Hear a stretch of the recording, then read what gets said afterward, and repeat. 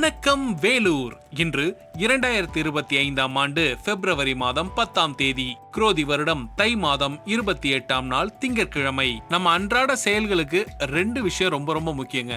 ஒன்னு இயல்பான பேச்சு, இன்னொன்னு அன்பான பேச்சு.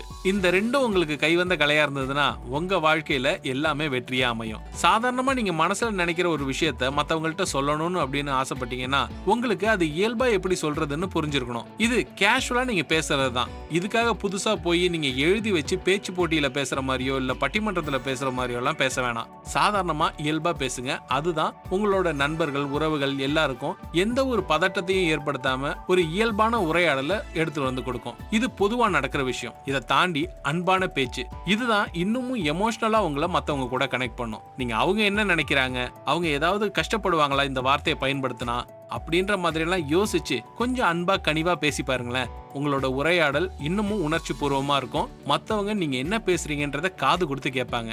இதத்தான் உளவியலாளர் டேனியல் கோல்மன் சொல்றாரு, அன்பான பேச்சு நம்பிக்கையை வளர்க்க உதவுதுன்னு. இது உணர்வுகள் சம்பந்தப்பட்ட விஷயம். வலுவான ஒரு நல்ல வாழ்க்கையை நீங்க உருவாக்கணும், உங்களை சுத்தி இருக்கிறவங்களுக்கும் அதை கொடுக்கணும்னு விருப்பப்பட்டீங்கன்னா உங்க பேச்ச அன்பான பேச்சா மாத்திக்கோங்க.